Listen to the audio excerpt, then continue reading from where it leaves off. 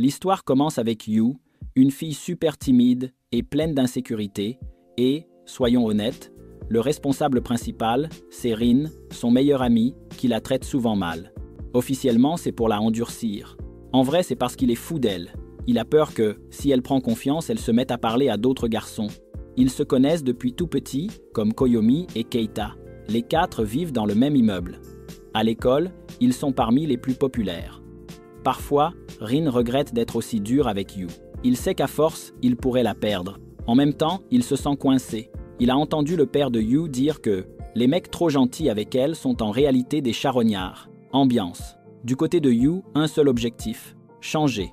Elle a la trouille que Rin finisse par la détester, alors elle se persuade qu'il est strict pour l'aider à progresser. Le souci, c'est sa timidité. Premier chantier, travailler son sourire. Et pile au moment où elle s'entraîne, Rin débarque et lui propose de s'exercer avec lui. Dans sa tête, Yu s'imagine qu'il va l'embrasser. Retour à la réalité, elle est en train d'embrasser un ours en peluche. Rein lâche, pince sans rire. Ce sourire, c'est pas ça. Le lendemain, un camarade invite Yu à faire binôme en TP, mais elle refuse. Elle veut être avec Rin. Quand elle lui demande, il accepte en faisant genre qu'il s'en fiche alors qu'intérieurement, il est ravi. En cours, Keita remarque que Rin est grippée. Rin ignore. Il sait que Yu attendait ce TP depuis des lustres. Pendant l'expérience, Yu tremble à l'idée de tout rater, et là, boum, ça explose. Rin protège Yu et se blesse à la main. Après la classe, Yu pense sa plaie avec beaucoup de douceur. Il a de la fièvre. Elle lui prépare à manger, c'est immangeable. Il avale tout quand même. Puis il essaye de la renvoyer pour éviter qu'elle n'attrape sa grippe. Elle répond que ça lui va, du moment que c'est toi qui me contamine, et se penche presque pour l'embrasser. Sauf que, c'était encore dans sa tête. Quand elle revient au présent, Yu répète exactement ce qu'elle avait imaginé sans s'en rendre compte, et Rin, forcément, est chamboulée. Peu après, Yu déménage provisoirement dans un autre quartier, le temps des travaux chez elle. Pendant l'emménagement, elle rencontre Kazuma, le nouveau voisin, qui l'aide gentiment à porter les cartons. De son côté, Rin vit très mal la distance. Quand il va voir Yu, il tombe sur elle, en compagnie de Kazuma. Vexé, il tourne les talons et commence à l'ignorer. Pour ne rien arranger, la mère de Yu embauche Kazuma comme prof particulier. Dès la première séance, il capte à quel point elle stresse, lui glisse un « tu es vraiment mignonne » et en partant, lui ébouriffe les cheveux. Rin voit tout.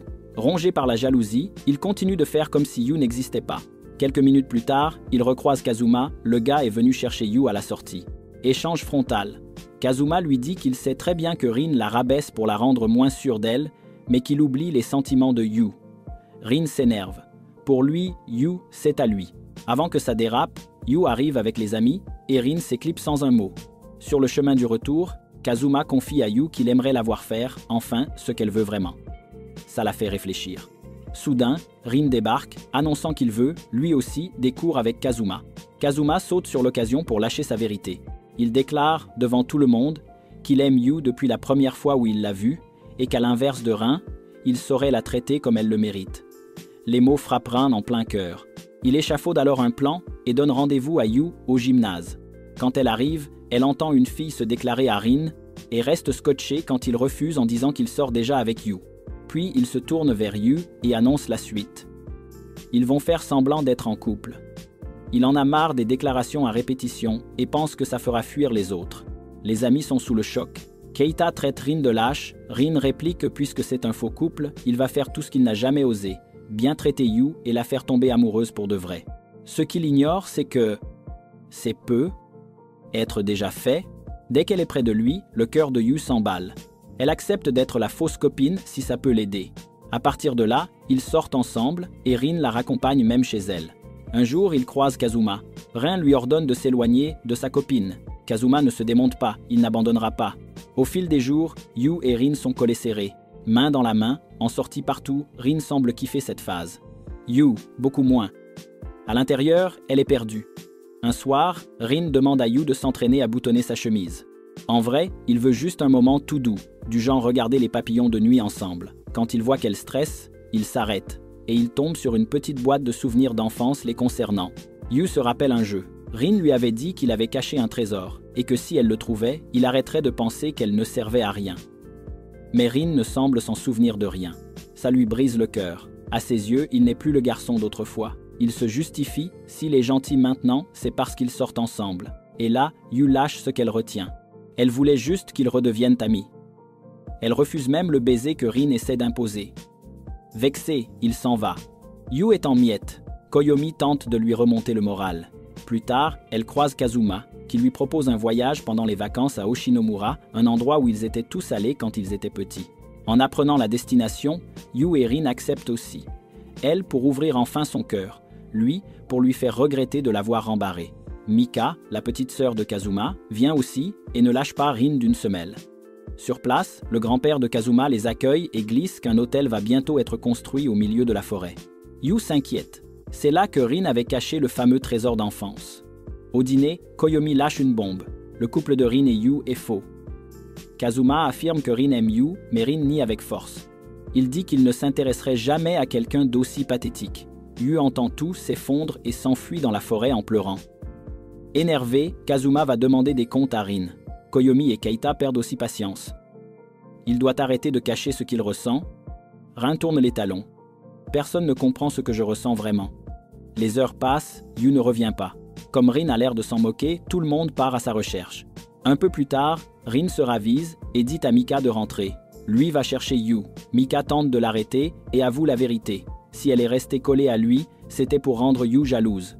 Elle lui demande un baiser, et c'est pile à ce moment que Yu arrive et voit la scène. Pour la première fois, elle montre une vraie colère. Les yeux remplis de larmes, elle s'enfuit. Je n'en peux plus. Quand les autres arrivent, Rin lâche qu'il ne l'a jamais vue aussi furieuse et affirme qu'il est le seul à pouvoir la retrouver. Personne ne connaît Yu mieux que lui. Ils s'enfoncent dans la forêt en repassant leurs phrases en boucle. Quand il la retrouve enfin, il l'emmène au cœur de pierre, l'endroit exact où il avait caché le trésor. Là, il dit « On ne peut pas rester juste amis ». Puis il commence à creuser, déterminé à remettre la main sur le trésor. Il veut l'empêcher de se salir, mais elle refuse de rester là sans rien faire et avoue « Je t'aime.